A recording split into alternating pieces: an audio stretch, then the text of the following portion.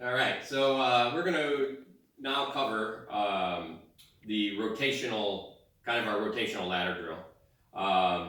This is something that we don't tend to practice in the SCA a lot, and that is how to actually rotate completely around somebody.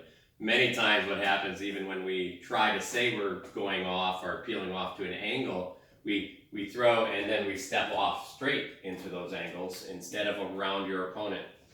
This is something that you see in boxing a little bit more, especially the Eastern European boxing. People like Triple G, Lomachenko, and a number of others, they do more of a rotational step around their opponent. So what happens, like our rotational step in a ladder where we turn our foot and then bring it over, that same thing happens around the dummy. And so instead of throwing and dropping off at an angle, we're gonna throw and we'll do a gather step. We're going to show you the gather step. We're going to show you the single crossover step and the step crossover step. Most of this came out of some stuff that I've been looking at how Lomachenko works to change directions around his opponent all the time. We're building on that. I think this exercise has taught us a lot in the way your feet point and help the way your hips point, because even when you fall off to the side, your hips change, and now my hip is here instead of, if I turn my feet as I cross over to the side, I can stay and my hips are always, my opponent's inside those hip lines. So we're going to show you 3 different ones that we do. Louis is going to go ahead and execute those and show you the drills that we do. The first one is concentrating on the feet and how the gather step works. Again, just like a ladder, you're going to concentrate on the drop step and keeping your body nice and straight. Thank you, Luke. So on the gather step, we're going to lift up this leg and let it fall into the corner, and we're going to try and keep our hips straight at the lapel and work our way around. And try and keep our balance, try and keep our feet in good fighter stance.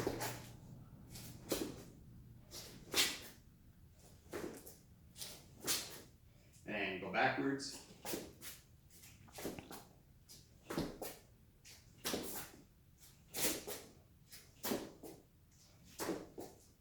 And when I'm taking my step, I'm trying to point my toe toward the center of my opponent so that I can work my way around easier and keep my hips in line. For the single crossover, we're going to do the same thing, except we're going to cross with our front foot going counterclockwise.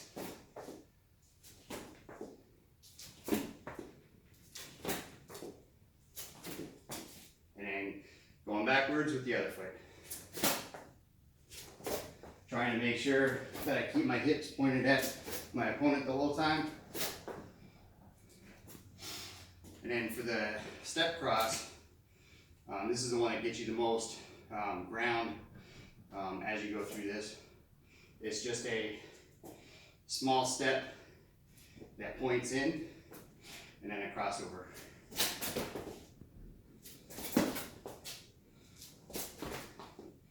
And that small step is a little bit closer range than what you're trying to maintain as you're going around. Because if it's at the same range, I can't take a step and keep it on the same range. I'll keep getting my range bigger. So I have to cheat that step in a little bit on the range, and then I can maintain that. Then go everything backwards again.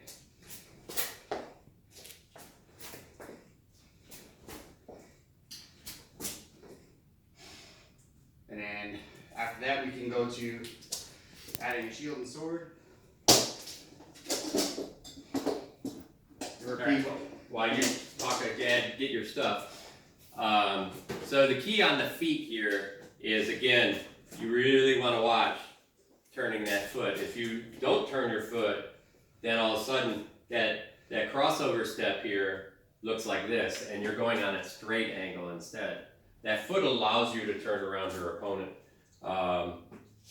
We graduate this in. Louis is going to show you all of this with sword and shield. In this drill, the first part of this drill is all about concentration of your feet, your balance, making sure you're doing the drop steps right.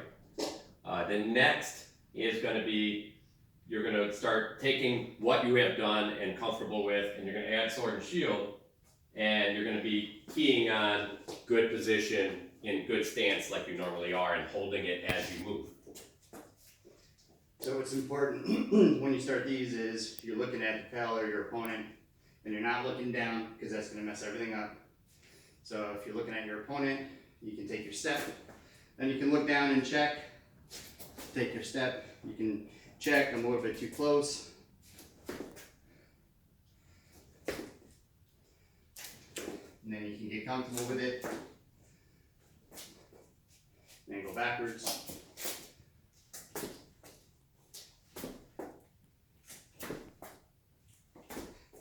Thinking about it, maybe a shot every time once you start getting a little bit better at this. Then we can do the single cross.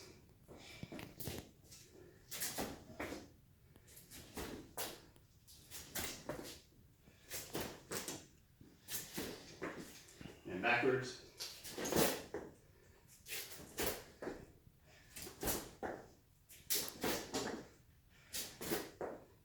And then the step cross.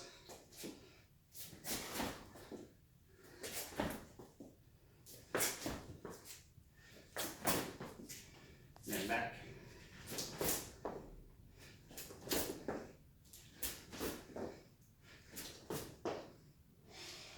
All right.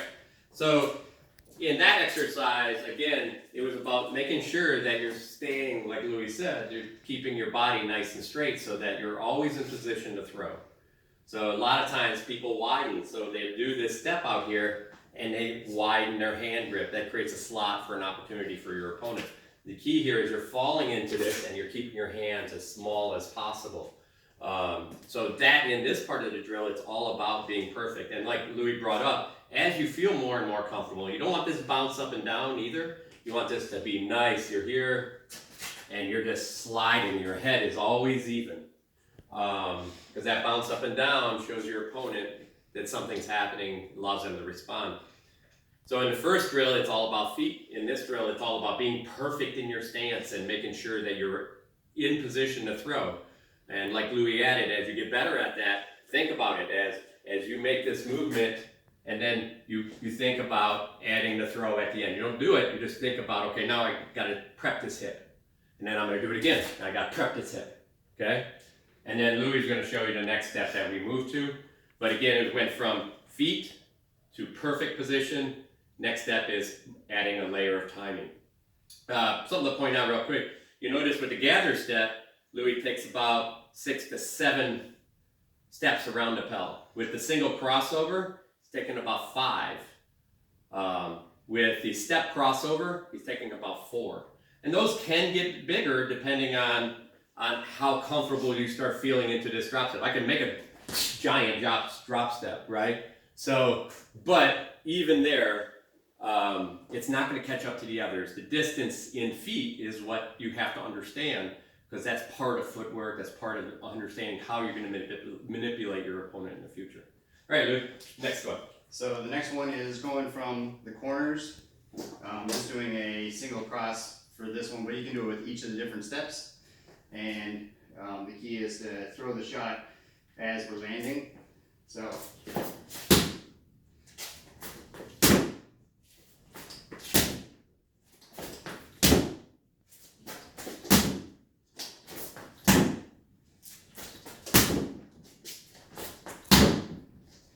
and then you can switch that up. You can do the gather step, the cross step, and then step cross.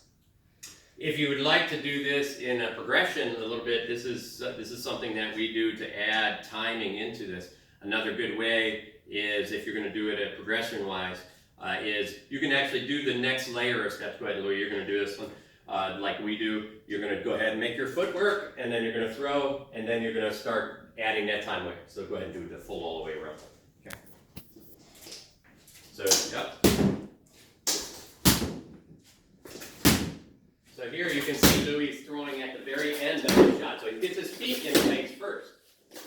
Now, in this case, what's going to happen, and you do the gather step or the crossover here, and you can do this, that type of thing all the way around. In this case, Louis is going to start adding a little sharper time. In other words, as his foot hits the ground, he wants to time as his foot hits the ground that he's already swinging.